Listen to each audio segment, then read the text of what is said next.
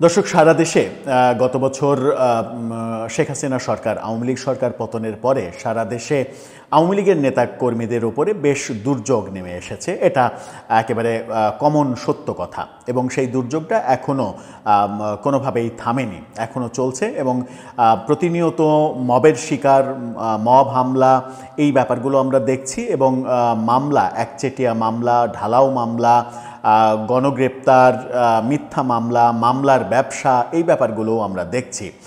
অভিযোগ করা হচ্ছে যে আওয়ামী লীগ সরকার তাদের আমলে বিএনপির নামে, বিশেষ করে বিএনপির নামে লক্ষ লক্ষ গায়েবী মামলা দিয়ে বিএনপির নেতাকর্মীদের 15 বছর, 15.5 বছর ঘর ছাড়া করে রেখেছিল। তারই এক ধরনের প্রতিশোধের খেলা চলছে এখন। খেলাটা বেশ জমে উঠেছে এবং সারা দেশে আওয়ামী লীগ, ছাত্রলীগের নেতাকর্মীদের নানা রকমের নির্যাতনের চিত্রও আমরা দেখছি, মৃত্যুর ঘটনাও অনেকগুলো দেখেছি। এবার ঢাকাতে একটা ঘটনা ঘটেছে, সেই ঘটনাকে নিয়ে পুলিশ একটা কথা বলছে, আবার পরিবার আর একটা কথা বলছে।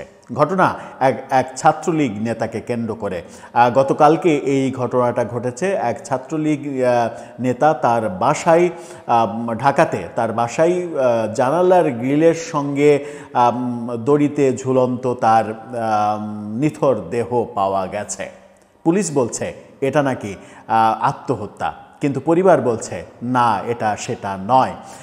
কি ঘটলো, কিভাবে ঘটলো, কার বেলায় ঘটলো, পরিবার থেকে কি বলা হচ্ছে, পুলিশ কেন এটাকে সুইসাইডাল কেস বলছে, একটু চলুন বিচার করে দেখি এই ভিডিওতে। থাকবেন পলিটিক্স টিভির নিয়মিত আয়োজনে।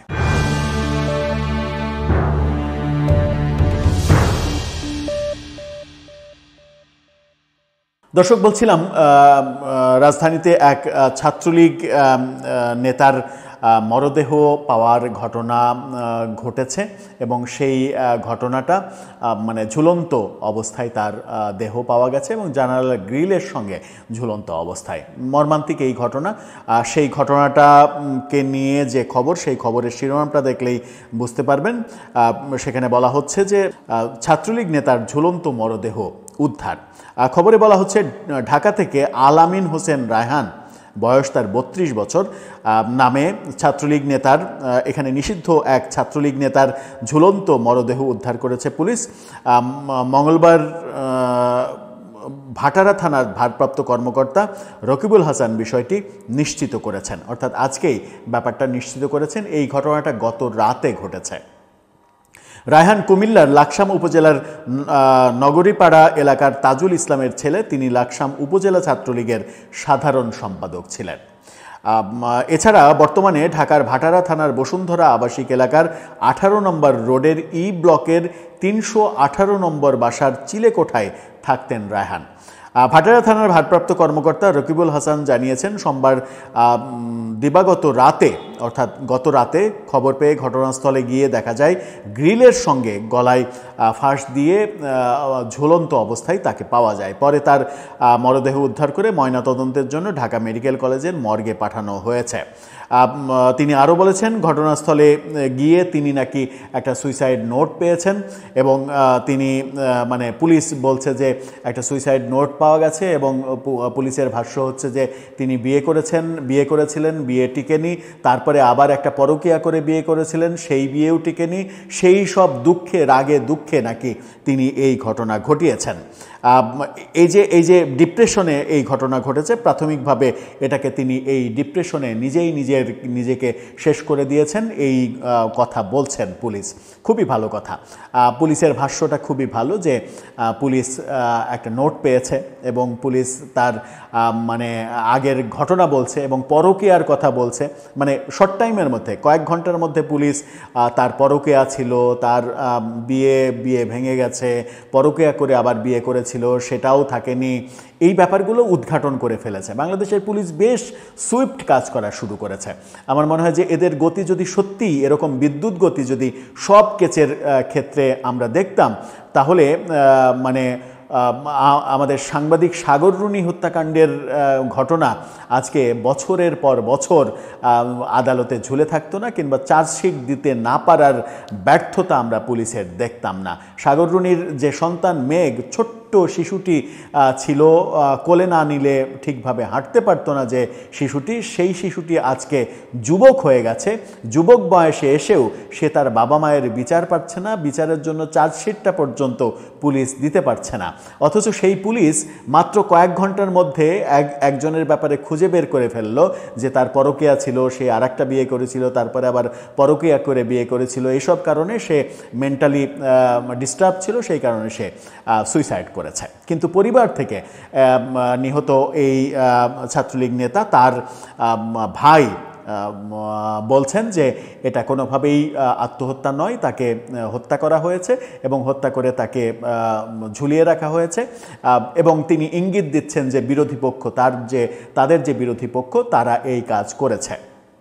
পরিবার থেকে যখন এই দাবি করছে, পুলিশ ভিন্ন দাবি করছে, তখন আমরা তো কনফিউশনে পড়ে যাই যে সত্য কোনটা, পরিবারের দাবিটা সত্য নাকি পুলিশের ভাষ্যটা সত্য। মাঝখানে অবস্থায় মানে মাঝখানে থেকে আমাদের ওই বার্গারের মাঝখানের যেটা থাকে সেটার মতো অবস্থা হয়ে গেছে।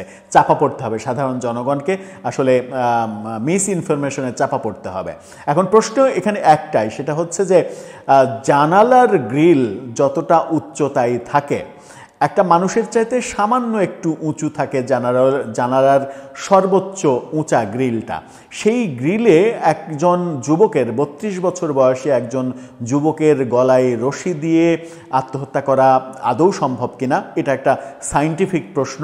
আরেকটা প্রশ্ন হচ্ছে যদি এটা সম্ভব হয় তাহলে এই ছেলেটাকে মানে রায়হান, এই ছেলেটাকে প্রচণ্ড ক্রিয়েটিভ ছেলে বলতে হবে, যে অসাধারণ একটা ক্রিয়েশন করেছে যে জানালার গ্রিলেও মানে দড়ি নিয়ে আত্মহত্যা করা যায়। সেই ক্ষেত্রে মানে সাধারণত যেটা হয়ে থাকে যে ফ্যানের সাথে না ঝুলে খুবই ক্রিয়েটিভ একটা মানে সিনেমাটিক একটা ব্যাপার করেছে, জানালার গ্রিলে সে ঝুলেছে। আমার মনে হয় যে এটা নিয়ে ভবিষ্যতে একটা সিনেমার আইটেমেও হতে পারে, যে ভবিষ্যতে এরকম কোনো দৃশ্য যদি পরিচালক নির্মাণ করতে চান তাহলে ফ্যানের পরিবর্তে, ফ্যান যেহেতু অনেক উঁচুতে থাকে, জানালার গ্রিল একটু নিচুতে থাকে, তোলাপাড়া, দড়ি বাঁধা, করা, এই ব্যাপারগুলো সহজ। এই ব্যাপারগুলো আমার মনে হয় যে সিনেমার একটা দৃশ্যে ঢুকেও যেতে পারে। এখন বিজ্ঞানসম্মতভাবে একটু যদি ভাবি তাহলে একটা মানুষ তার মানে ঝোলাটা কনফার্ম হওয়ার জন্য পায়ের নিচে একটা চেয়ার কিংবা টুল, যেটা চেয়ারের উচ্চতায় থাকে, সেটা দেয়। ঝোলাটা কনফার্ম করার জন্য সে ওই চেয়ারটা ছুঁড়ে ফেলে দেয়। তো আপনি ধরেন জানালার কাছে একটা চেয়ার নিলেন, চেয়ারের উপরে আপনি দাঁড়ালেন, আপনার গলায় তো চলে যাবে জানালার গ্রিলের উপর পর্যন্ত, তাহলে আপনি রশি দিবেন কোথায় আর ঝুলবেন কোথায়? এটা তো একটা বড় প্রশ্ন।